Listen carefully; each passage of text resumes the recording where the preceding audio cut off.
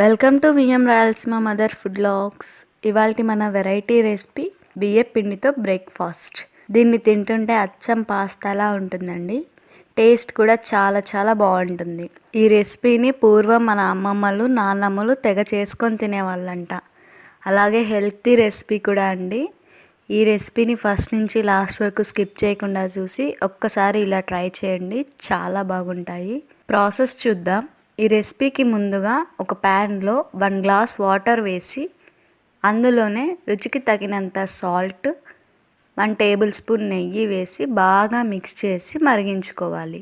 Water ఈ స్టేజ్లో మరుగుతుండగా 1 cup బియ్యపిండి కొంచెం కొంచెంగా వేస్తూ కలుపుకోవాలి. ఈ రెసిపీ పూర్తి తయారీ విధానం డిస్క్రిప్షన్లో లింక్ ఇచ్చాము.